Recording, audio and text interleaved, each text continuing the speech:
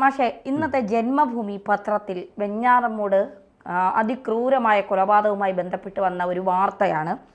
അഫാന് വിദഗ്ധ പരിശീലനം ലഭിച്ചു, സൗഹൃദ വലയം തേടി പോലീസ്. അതിൽ പറയുന്നത്, വെഞ്ഞാറമൂട്ടിൽ കൂട്ടക്കൊല നടത്തിയ അഫാന് ഒറ്റയടിക്കിരയെ നിശബ്ദമാക്കാനും കീഴടക്കാനുമുള്ള വിദഗ്ധ പരിശീലനം ലഭിച്ചു എന്നറിയാൻ പോലീസ് അന്വേഷണം ആരംഭിച്ചിട്ടുണ്ട്. അഫാന്റെ സൗഹൃദ വലയങ്ങളും ഇന്റർനെറ്റിലെ സെർച്ച് ഹിസ്റ്ററിയും തേടിയാണ് പോലീസ്.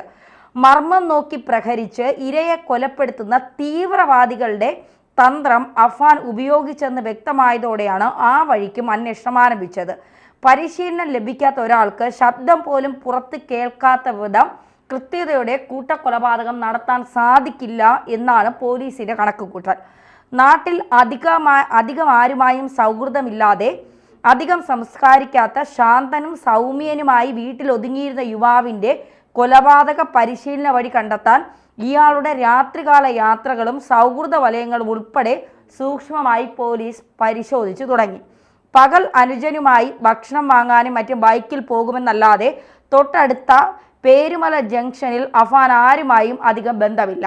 അനുജനും മാത്രമായുള്ള വീട്ടിൽ അഫാന്റെ രാത്രികാല യാത്രകളും മറ്റും ശ്രദ്ധിക്കാനും ആരും ഉണ്ടായിരുന്നില്ല. പുതിയ ബൈക്കിൽ രാത്രി സമയത്ത് ചുറ്റിക്കറങ്ങിയിരുന്ന അഫാൻ ആലുവിള ജംഗ്ഷനിലെ തട്ടുകടയിലും കലിങ്കിൻ മുഖത്തെ ചില കടകളിലും രാത്രി എത്താറുണ്ടായിരുന്നു എന്നാണ് സൂചന.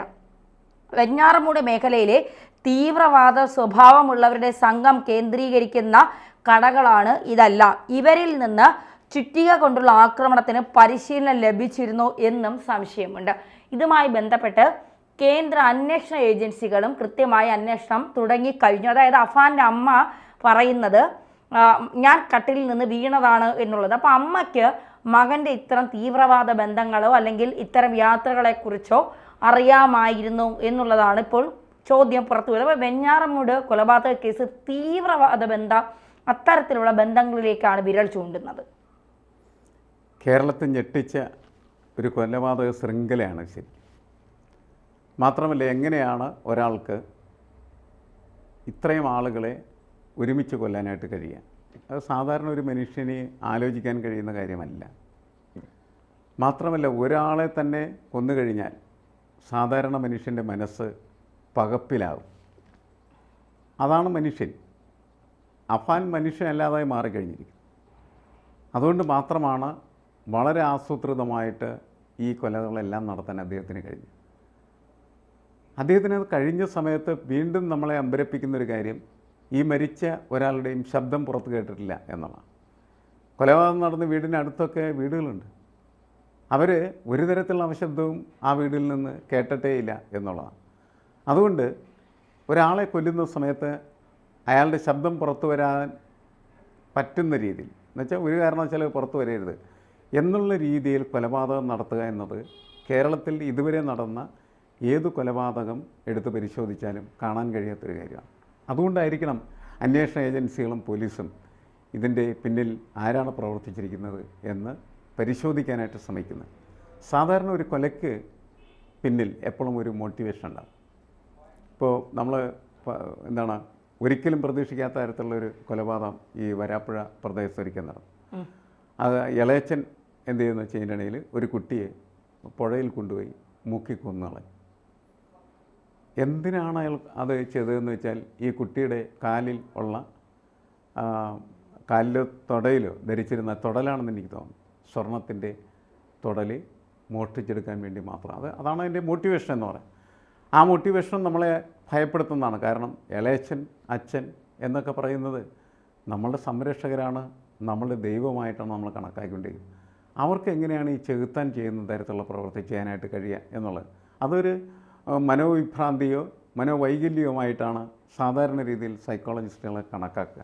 പക്ഷേ ഇവിടെയുള്ള പ്രശ്നം എന്ന് വെച്ചാൽ, ഈ തരം ഒരു വിശദീകരണങ്ങളിലും ചെന്നുപെടാൻ പറ്റാത്ത തരത്തിൽ ക്രൂരവും അതുപോലെ പൈശാചികവുമായിട്ടുള്ള ഒരു പ്രവൃത്തി വളരെ ശാന്തതയോടെ, സമാധാനത്തോടെ, കൃത്യതയോടെ ചെയ്യാനായിട്ട് ഇയാൾക്കെങ്ങനെ കഴിഞ്ഞു എന്താണ് ഇയാളുടെ മനസ്സ്, എന്താണ് അയാളുടെ ഹൃദയം, എന്താണ് അയാളുടെ ഈ പൊതുവായിട്ടുള്ള ബോധം, ഇതൊക്കെ പരിശോധനയ്ക്ക് തന്നെ വിധേയമാക്കേണ്ടത് ആവശ്യമാണ്. കാരണം നമുക്കറിയാം, നമ്മൾക്ക് ഇത് ആലോചിക്കാൻ പോലും പറ്റുന്നതല്ല.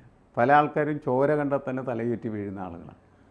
ഇയാൾക്ക് ഇത്തരം കൊലപാതകങ്ങൾ നടത്തിയിട്ട് ഒരു പ്രശ്നവും ഉണ്ടായിരുന്നില്ല എന്ന് പറഞ്ഞാൽ ഇയാളുടെ മനസ്സ് ശരിയായ രീതിയിൽ പരിശോധിക്കേണ്ട ആവശ്യമാണ്. സൈക്കോളജിസ്റ്റുകൾക്ക് തന്നെ വലിയ വെല്ലുവിളിയായി മാറുന്ന തരത്തിലുള്ള ഒരു മനസ്സ് ഇയാൾക്കുണ്ടായി. ആ മനസ്സ് ക്രിയേറ്റ് ചെയ്യാൻ പറ്റുന്നതാണോ? അതാണ് പ്രധാനപ്പെട്ട ചോദ്യം. തീവ്രവാദികളിലേക്ക് ഈ അന്വേഷണം പോകുമ്പോൾ ഇങ്ങനെ മനസ്സ് നിർമ്മിക്കാനായിട്ട് കഴിയുന്നതാണോ എന്ന ചോദ്യത്തിന് ഉത്തരം കണ്ടെത്തേണ്ടി വരും.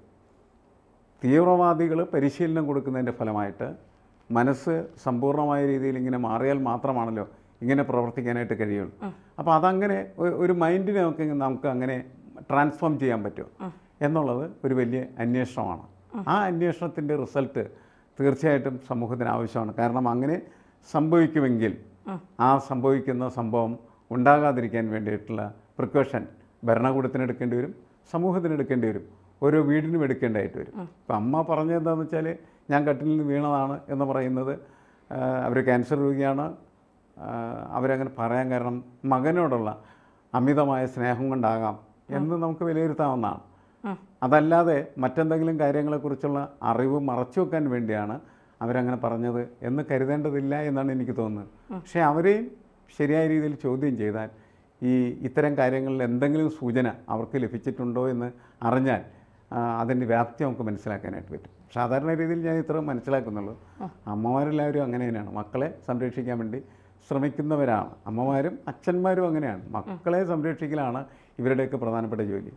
അതാണ് ഈ കുട്ടികളെ കൂടുതൽ അപകടത്തിലേക്ക് കൊണ്ടുപോകുന്നത്. ഒരു കുട്ടിയും തെറ്റ് ചെയ്ത് കഴിഞ്ഞിട്ടുണ്ടെങ്കിൽ അതിനെ അച്ഛനമ്മമാർ ന്യായീകരിക്കാൻ പാടില്ല എന്നുള്ളതാണ്.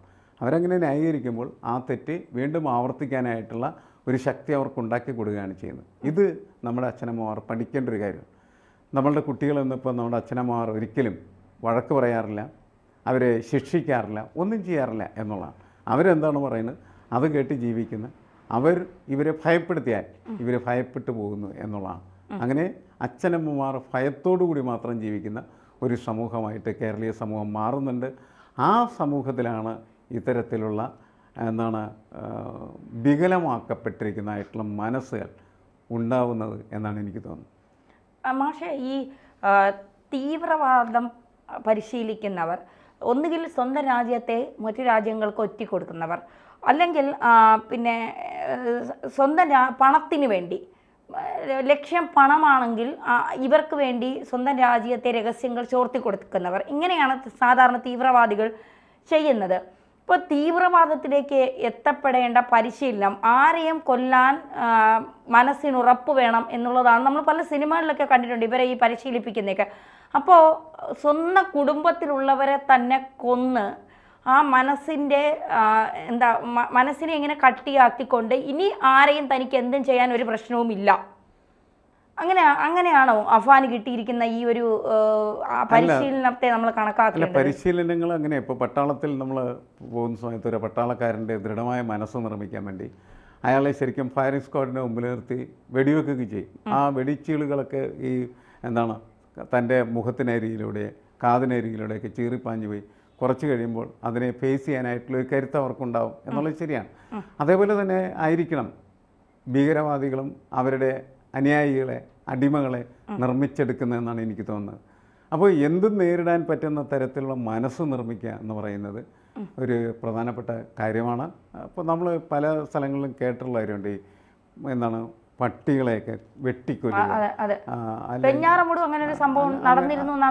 അതെ, അപ്പോൾ അതൊക്കെ ആണെങ്കിൽ പോലീസ് അതിരൂക്ഷമായിട്ടുള്ള രീതിയിൽ ഈ കാര്യങ്ങളിലേക്ക് ഇറങ്ങിച്ചെന്ന് അതിൻ്റെ അടിവേര് കണ്ടെത്തി അത് അറുത്ത് കളയേണ്ടത് ആവശ്യമാണ്. കാരണം നമ്മുടെ സമൂഹത്തിൻ്റെ സ്വസ്ഥതയും നമ്മുടെ ജീവൻ്റെ സാധാരണ രീതിയിലുള്ള സുഗമമായിട്ടുള്ള പ്രവർത്തനങ്ങളുമാണ് ഇവിടെ തടസ്സപ്പെടുന്നത് എന്നുള്ളതാണ്.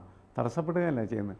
വലിയ സങ്കടമാണ് നമുക്കുണ്ടായിക്കൊണ്ടിരിക്കുന്നത്. കാരണം നമ്മളെങ്ങനെ ജീവിക്കും, ഇവിടെ ജീവിക്കാനായിട്ട് കൊള്ളുകയില്ല എന്നുള്ള ഫീലിംഗാണ് കേരളത്തിൽ ആളുകൾക്കുണ്ടാവുന്നതെങ്കിൽ നമ്മുടെ കുട്ടികളൊക്കെ വിദേശ രാജ്യങ്ങളിലേക്ക് പോകുന്നതിനെ പ്രോത്സാഹിപ്പിക്കുള്ളൂ. മോനെ നീ പൊയ്ക്കുള്ളൂ, ഇവിടെ നിൽക്കണ്ട എന്നുള്ളത്. അതൊന്നും നല്ല കാര്യമല്ല. അതിനെതിരെ സമൂഹത്തിൻ്റെ ഒരു പബ്ലിക് ഒപ്പീനിയൻ തന്നെ ഡെവലപ്പ് ചെയ്യേണ്ട ആവശ്യമാണെന്ന് എനിക്ക് തോന്നുന്നു. തീർച്ചയായും.